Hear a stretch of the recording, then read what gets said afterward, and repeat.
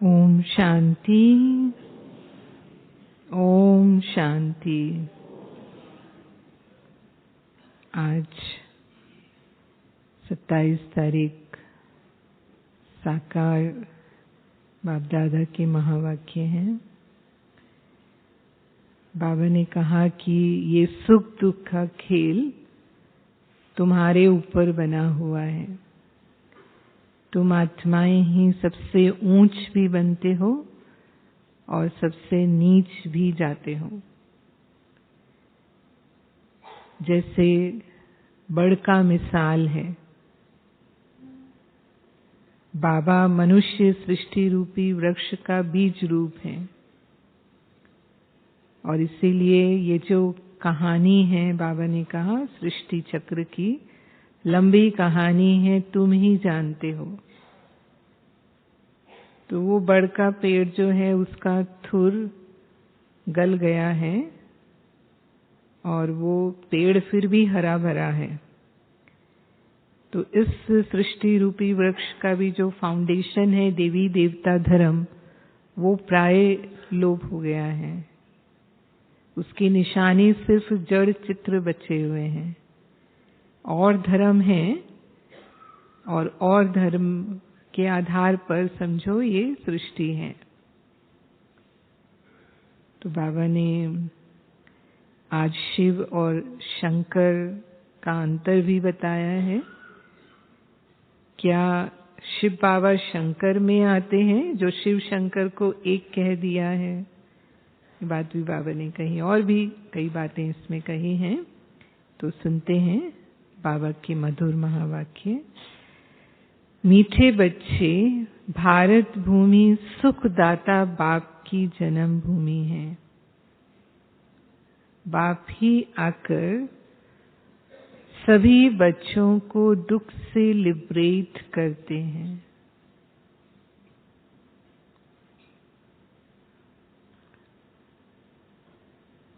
भारत भूमि सुखदाता बाप की जन्म भूमि है।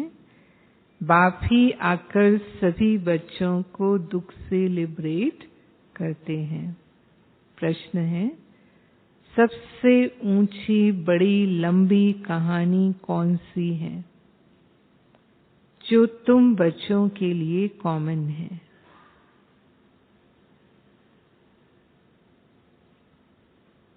सबसे ऊंची बड़ी लंबी कहानी कौन सी है जो तुम बच्चों के लिए कॉमन है?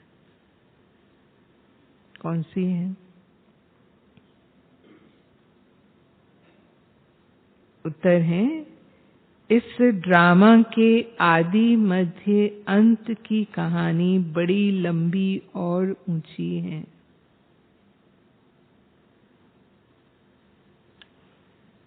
इस कहानी को मनुष्य नहीं समझ सकते। तुम बच्चों के लिए ये कहानी बहुत कॉमन है।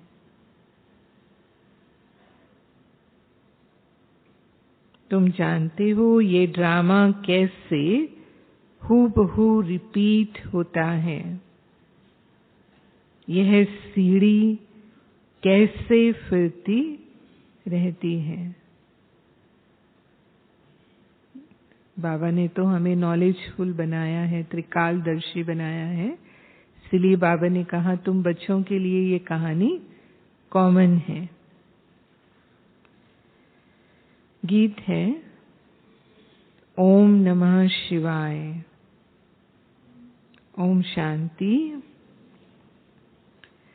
मीठे मीठे सिकीलधे बच्चों ने महिमा का गीत सुना। इसमें शिव बाबा की महिमा है गीत में। तो बाबा ने कहा किसकी महिमा? ऊंच से ऊंच भगवान की, जिसको पतित पावन दुख हरता सुख करता भी कहते हैं। सुख देने वाले को याद किया जाता है। बच्चे जानते हैं सुख देने वाला सुख देने वाला एक ही परम पिता परमात्मा है। सभी मनुष्य मात्र उनको ही याद करते हैं।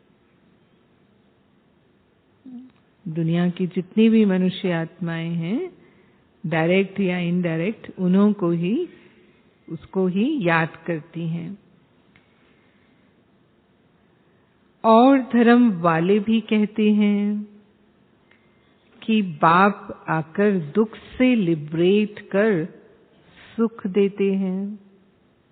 हम अपनी भाषा में दुख हरता सुख करता कहते हैं, वो अपनी भाषा में लिबरेटर कहते हैं, दुख से लिबरेट करते हैं। तो बाबा ने कहा, वो भी कहते हैं कि बाप आकर दुख से लिबरेट कर सुख देते हैं, परंतु ये नहीं जानते कि बाप सुख देते हैं। फिर दुख कौन और कब देता है, यह भी तुम समझते हो।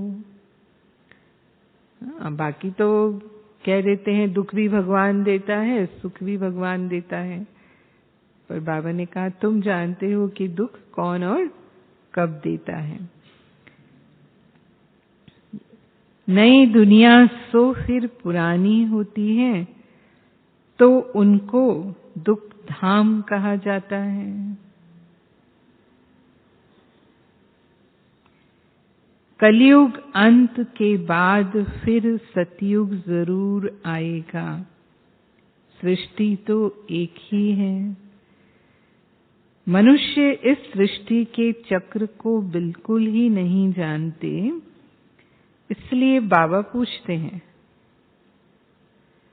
तुमको ऐसा बेसमझ बनाने वाला कौन है? कौन है?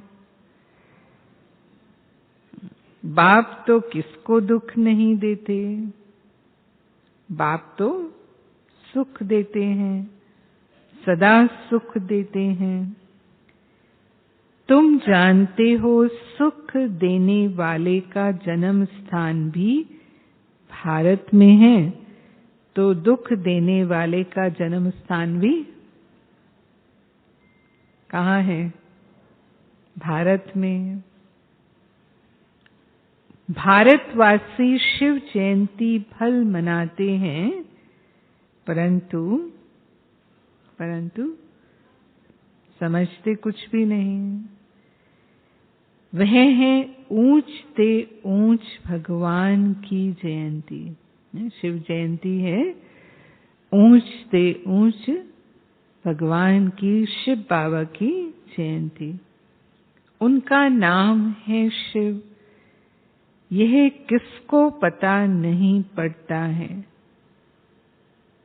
रावण को वर्ष जलाते रहते हैं, परंतु वह क्या चीज है, कब से आया है, क्यों जलाते हैं, यह कुछ भी नहीं जानते हैं।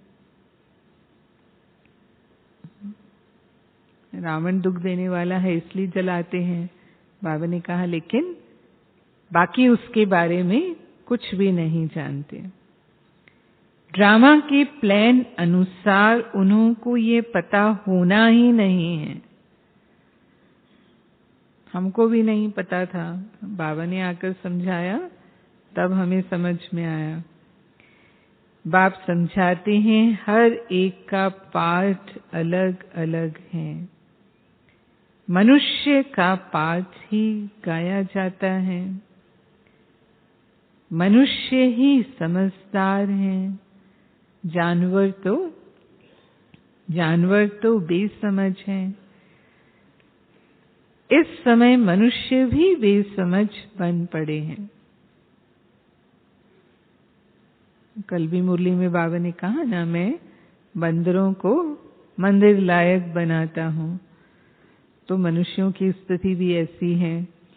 यह जानते ही नहीं कि दुख हरता सुख करता पतित पावन कौन है। पतित कैसे बने हैं? और पावन कैसे बनेंगे? पुकारते हैं परंतु अर्थ नहीं जानते। इस समय है ही भक्ति मार्ग। शास्त्र भी सब भक्ति मार्ग के हैं। शास्त्रों में कोई सद्गति का ज्ञान नहीं है। कहते भी हैं ज्ञान भक्ति वैराग्य, बस इतना बुद्धि में आता है। शास्त्रों में तो कहानियां हैं, कथाएं इसको कहते हैं, तो बाबा ने कहा उसमें कोई ज्ञान नहीं है। इसका भी अर्थ नहीं जानते। ज्ञान का सागर एक ही परम पिता परमात्मा है, जरूर उनको ही ज्ञान देना है। वही सतगुरु सद्गति दाता है, इसलिए उनको पुकारते हैं। आकर दुर्गति से बचाओ। द्वापर में हम पहले सतो प्रधान पुजारी बनते हैं, फिर पुनर्जन्म लेते उतरते आते हैं। जो भी मनुष्य आते हैं सीढ़ी तो जरूर उतरेंगे ही, उतरना तो है ही। बाबा कहते हैं जो भी मनुष्य आत्माएं आती हैं सतो रजो तमो से गुजरती हैं। भल बुद्ध आदि का नाम सीढ़ी में नहीं दिया है। सीढ़ी और झाड़ थोड़ा सा अलग बना हुआ है। तो झाड़ में तो सारे धर्मों की शाखाएं दिखाई हैं, लेकिन सीढ़ी भारत के उत्थान और पतन की कहानी है। तो इसलिए बाबा ने कहा कि उसमें बुद्ध का नाम नहीं दिया है। अगर उनको दिखाओ भी तो भी उन्हें भी सीढ़ी तो उतरनी है ना। उनको सत्तो रजो तमो में तो आना ही है। अभी सब तमो प्रधान है, सभी धर्म पिताएं अभी तमो प्रधान हैं। अब बाप समझाते हैं यह शास्त्र सब भक्ति मार्ग के हैं, जिसमें अनेक प्रकार के कर्म कांड हैं। शास्त्रों में अनेक कर्म कांड बताए हुए हैं। ज्ञान देने वाला एक ही बाप है। ज्ञान सागर ही आकर सच्चा ज्ञान सुनाते हैं। आधा कल्प है दिन, उसमें भक्ति की बात ही नहीं। दिन माना सतयुग त्रेता में भक्ति की बात ही नहीं। दिन में कभी ठोकरे नहीं खाते, वहां तो सुख ही सुख है। भक्ति मार्ग को बाबा ठोकर खाने का मार्ग कहते हैं, भटकते हैं ना भगवान के लिए। तो बाबा ने कहा दिन में कभी ठोकरे नहीं खाते, वहां तो सुख ही सुख है। वह बाप का वर्षा तुमको कल्प के संगम पर मिलता है। यह ज्ञान बाप उन्हीं बच्चों को देते हैं जिनको, किनको देते हैं? जिनको कल्प पहले दिया था और कल्प कल्प देते ही रहेंगे। कल्प कल्प के अधिकारी हैं। उनकी बुद्धि में ही बैठेगा कि रचयिता ही रचना का ज्ञान दे रहे हैं। चित्र कितने बनाते हैं, फिर उन्हों के कैलेंडर्स भी बनेंगे। अब तो सब बन चुके हैं। नई चीज कोई निकलती है तो वह फैलती है। अभी भारत में रचयिता बाप आकर रचता और रचना का ज्ञान दे रहे हैं। वह भी फैलेगा। और बाहर सबके पास जाएगा।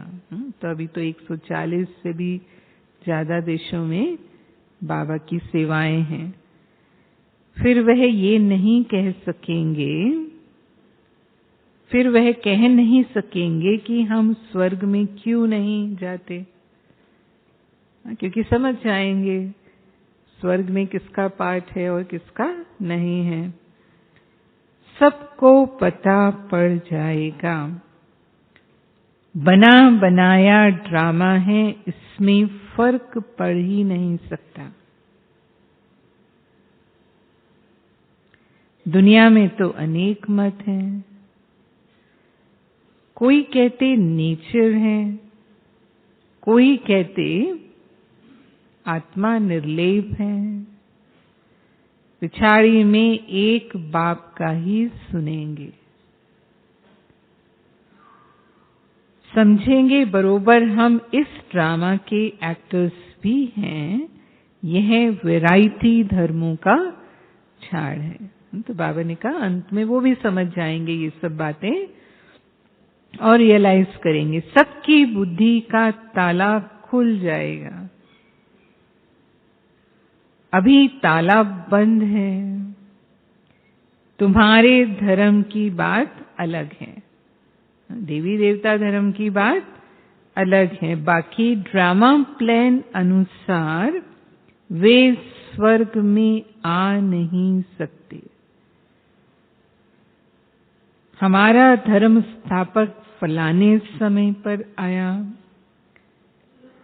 क्राइस्ट कोई स्वर्ग में थोड़े ही आया।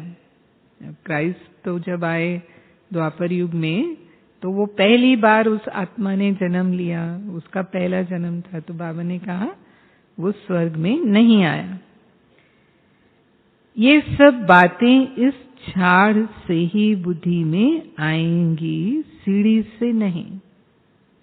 झाड़ बड़ा अच्छा है, समझेंगे यह बना बनाया नाटक है। बाकी योग की बात तुम समझते हो।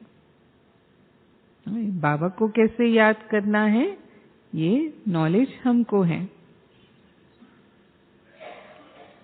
हम पावन बन बाप को याद करें तो विकर्म विनाश हो। जब योग युक्त हो जाएंगे तब अपना भी पता पड़ जाएगा। रचता और रचना की नॉलेज आगे चलकर सब समझेंगे। बाबा ने कहा पूरे विश्व की आत्माओं तक ये नॉलेज पहुंचेगी, अभी नहीं। ड्रामा भी बड़ा युक्ति से बना हुआ है। लड़ाई तो लगनी ही है, ये भी नूंद है।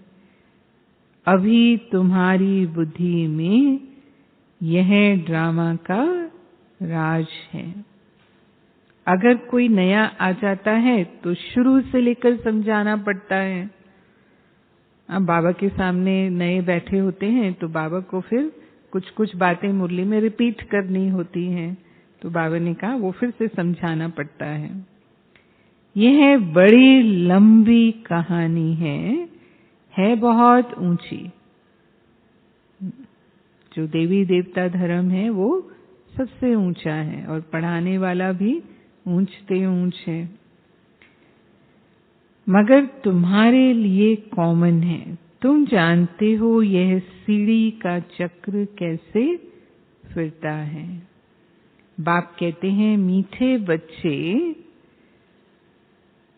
भक्ति मार्ग में तुमने कितनी तकलीफें ली हैं। बाबा को हम पर रहम आता है कि हमने कितनी तकलीफें उठाई हैं बाबा को ढूंढने में। यह भी ड्रामा में नूंद है, उसी का फल ज्ञान मिला है।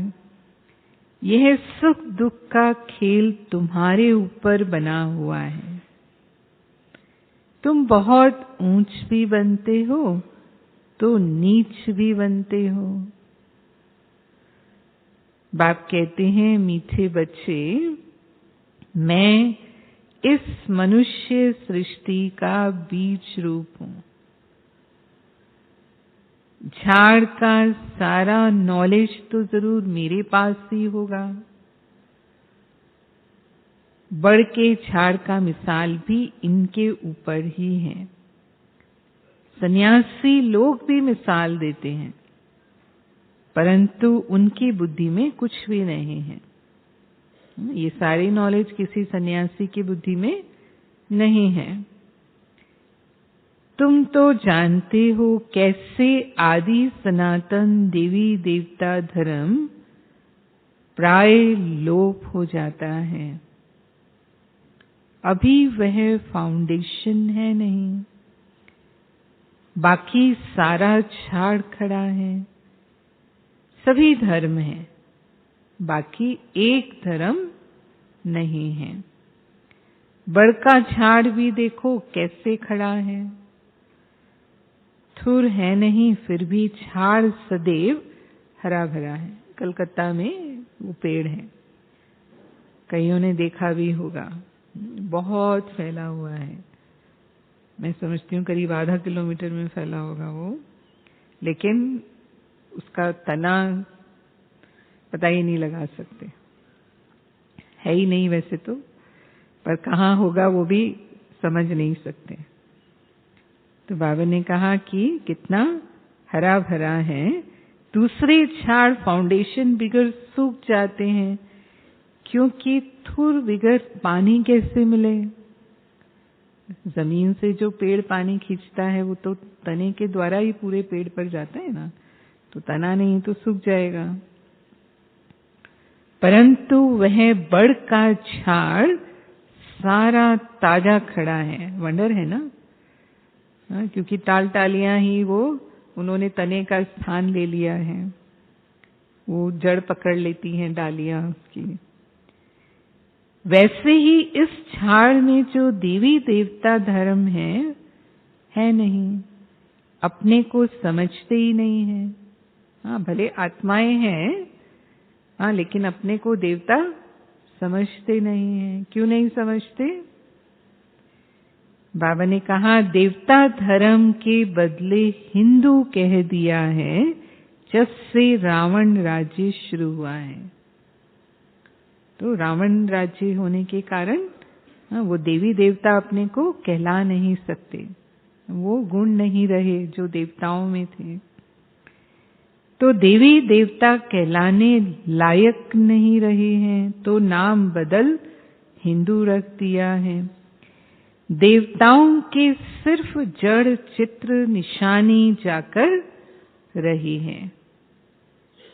अब जड़ चित्र मंदिरों में है और घरों में भी चित्र रखते हैं। बाबा ने कहा बस इतना ही उसकी निशानी है, बाकी नहीं है। तो इन निशानी से समझते हैं स्वर्ग में उन्हों का राज्य था, परंतु वह स्वर्ग कब था यह कोई जानते ही नहीं। सतयुग की आयु बहुत लंबी चौड़ी कर दी है। जो पास्ट हो गया है वह फिर अपने समय पर ही रिपीट होगा। वही फीचर्स अभी थोड़े ही हो सकते हैं। आप देवी देवता के समय के जो फीचर्स थे हमारे, वो इस अंतिम जन्म में थोड़े ही हो सकते हैं। बाबा ने कहा तो वो चीज फिर से अपने समय पर रिपीट होगी, वह फिर स्वर्ग में ही होंगे। ये ज्ञान तुम ही समझते हो, बाकी वह सब भक्ति करते पतित बनते रहते हैं। पावन दुनिया थी, तुमको बाप बैठ समझाते हैं, कहते भी हैं आप जानी जानन हार हैं। बाप कहते हैं मैं कोई एक एक के दिल को थोड़े ही बैठ जानूंगा। अब इतनी बड़ी दुनिया है तो बाबा ने कहा मैं एक एक के दिल को बैठ थोड़े ही जानूंगा। कोई कहते हैं बाबा आप तो सब कुछ जानते हो। फिर कहा हम विकार में जाते हैं, आप सब जानते होंगे। बाप कहते हैं मैं सारा दिन बैठ ये जानता हूँ क्या? हाँ, कौन क्या कर रहा है? बाबा ने कहा सारा दिन ये जानता हूँ क्या? मैं तो आया हूँ पतितों को पावन बनाने। तुम जानते हो हम बाबा से सुख का वर्षा ले रहे हैं, बाकी सब वापस मुक्ति धाम में चले जाएंगे।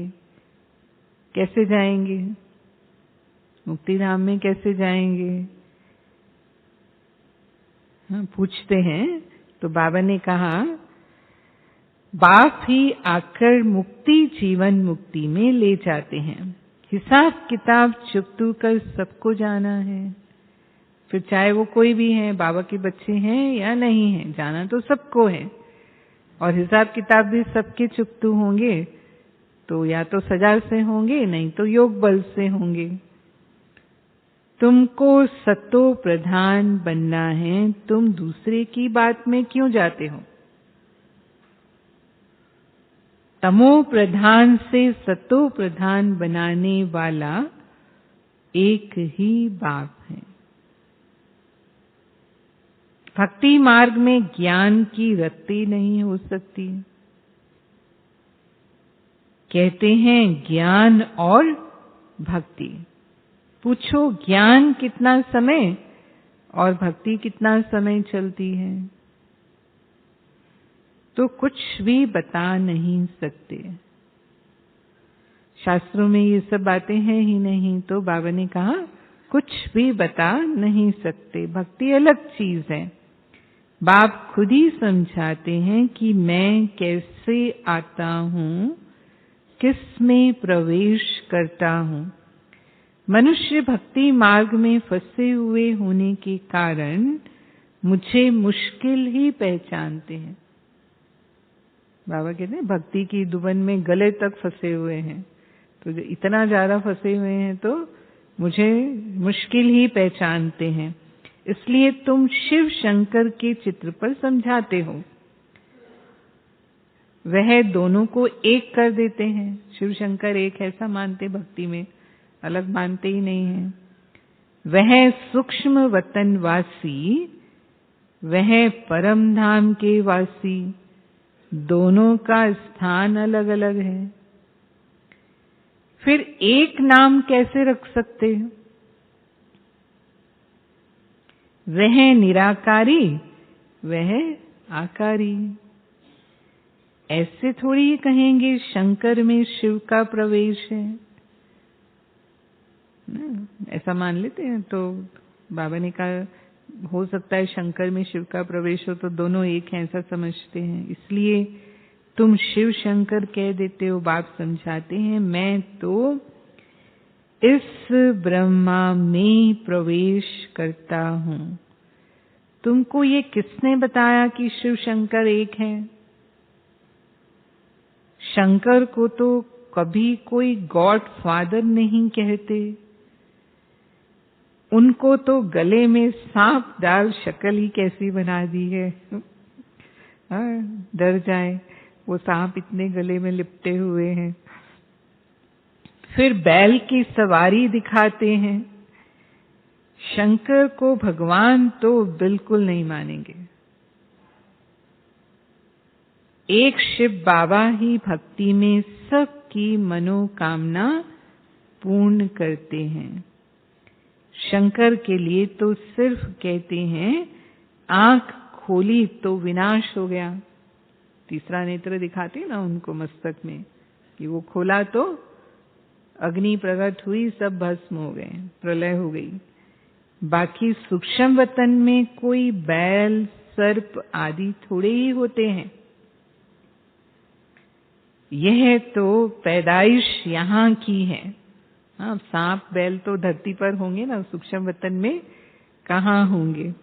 कितने पत्थर बुद्धि बन गए हैं, ये भी समझते नहीं कि हम पतित हैं।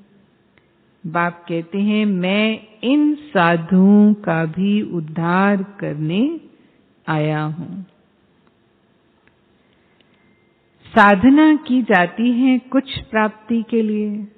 है ना। अब साधु नाम ही साधना से निकला है ना, जो साधना करते हैं वो साधु हैं।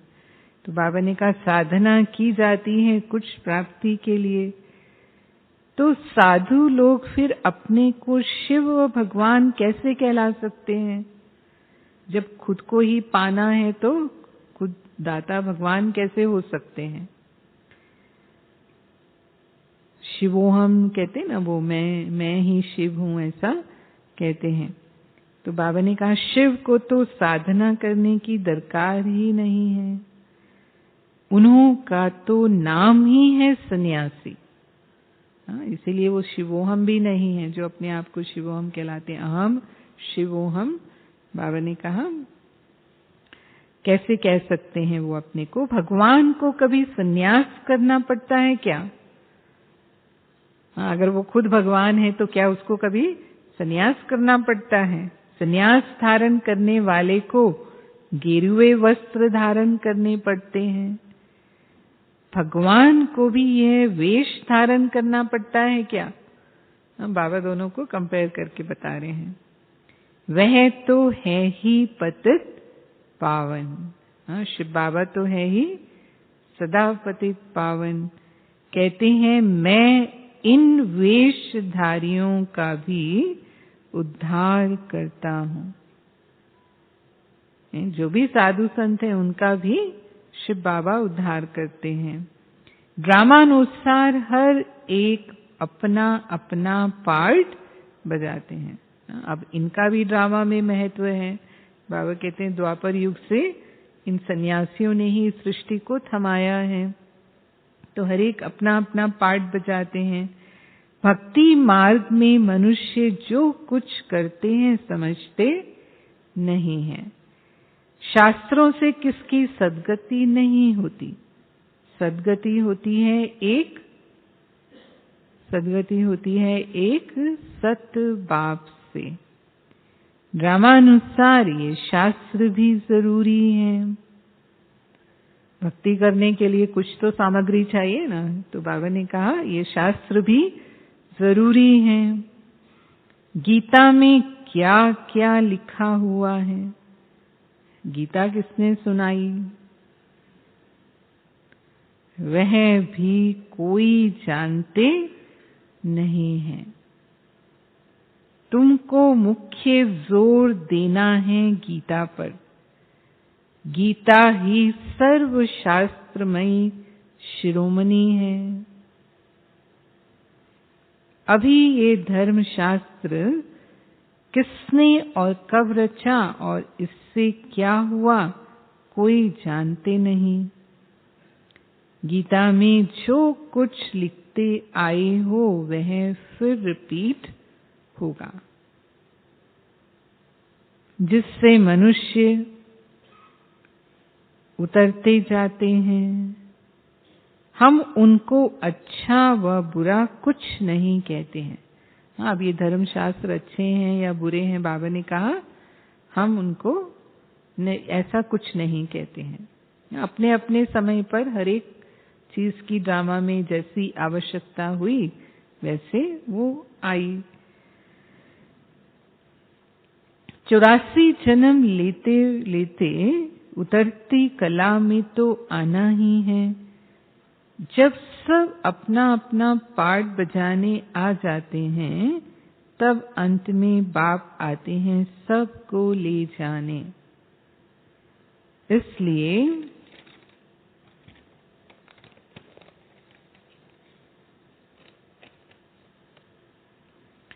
इसलिए उनको कहा जाता है पतित पावन, सर्व का सद्गति दाता। वह जब आते हैं तब ही आकर रचता और रचना के आदि मध्य अंत का ज्ञान सुनाते हैं। अब बाप बैठ पढ़ाते हैं, ये भी माया घड़ी घड़ी भुला देती है। नहीं तो भगवान हमको पढ़ाकर विश्व का मालिक बनाते हैं तो कितनी खुशी होनी चाहिए। सतयुग में ये ज्ञान नहीं होगा, फिर भक्ति मार्ग में वही भक्ति के शास्त्र होंगे। 2500 वर्ष यह पाठ बजाना ही है। यह चक्र का ज्ञान तुम्हारी बुद्धि में है।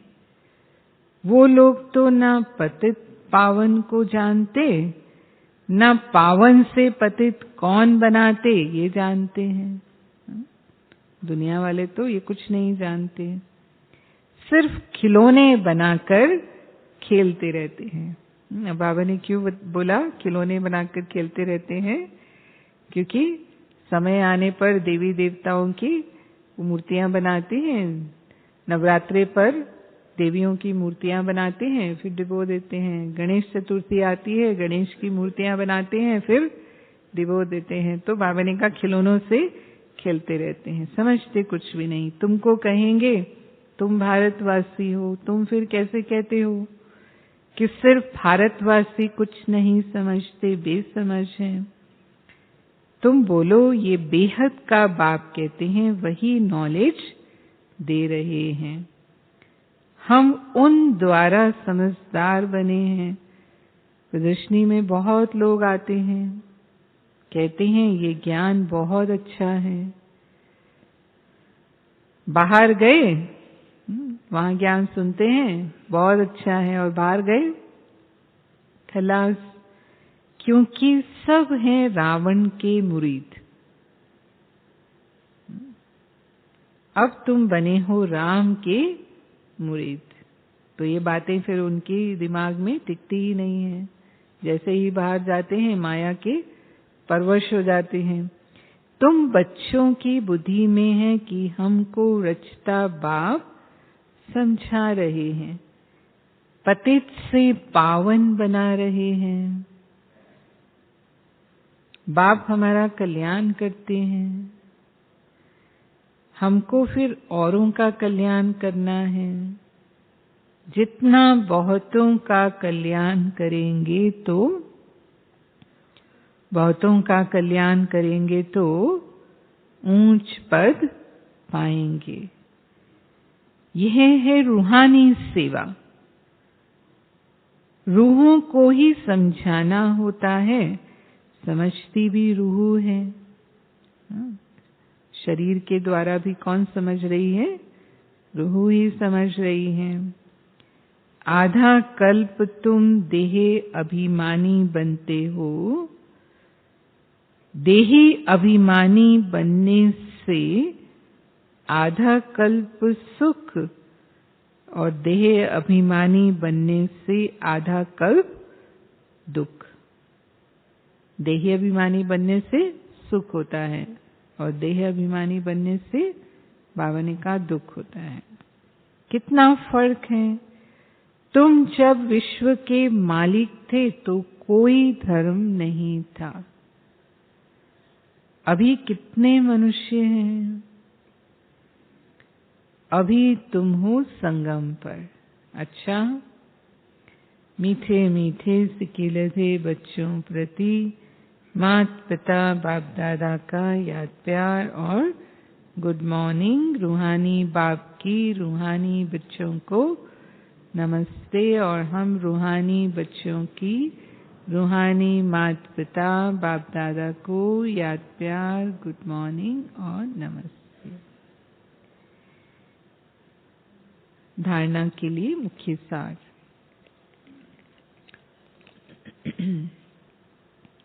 पहला है, याद के बल से सब हिसाब किताब चुकतू कर सतो प्रधान बन वापस घर चलना है।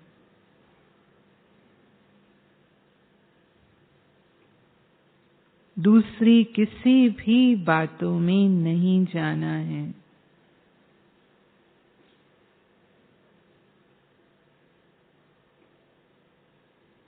दूसरा, भगवान हमको पढ़ाकर विश्व का मालिक बनाते हैं, इस खुशी में रहना है। रूहानी सेवा करनी है। वरदान है,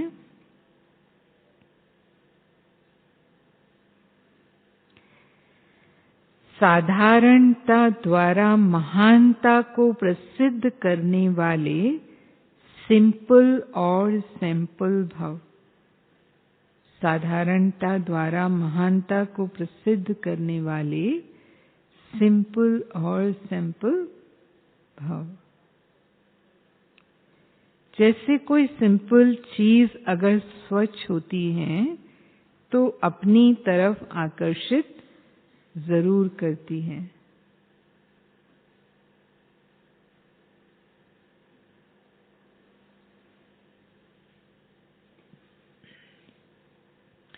ऐसे मनसा के संकल्पों में, संबंध में, व्यवहार में, रहन सहन में जो सिंपल और स्वच्छ रहते हैं, हाँ, इसको सरलता का गुण कहते हैं।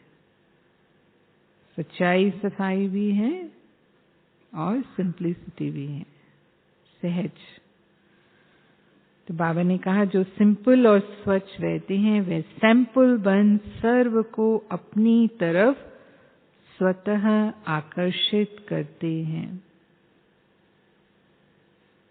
जैसे हमने मम्मा बाबा को देखा, दादियों को देखा, ये गुण विशेषता, साधारणता में महानता। तो बाबा ने कहा ये अपनी तरफ स्वतः आकर्षित करते हैं। सिंपल अर्थात साधारण, साधारणता से ही महानता प्रसिद्ध होती है।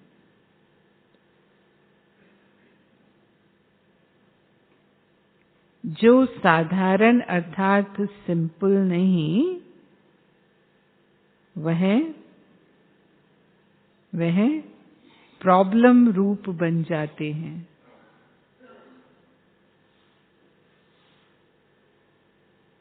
हर बात में ना फिर क्यों, क्या, कैसे उसमें चले जाएंगे तो फिर वो प्रॉब्लम रूप बन जाता है। और सिंपल माना फुल स्टॉप। स्लोगन, दिल से कहो मेरा बाबा तो माया की बेहोशी से बंद आंखें खुल जाएंगी। दिल से कहो मेरा बाबा तो माया की बेहोशी से बंद आंखें खुल जाएंगी। ओम शांति।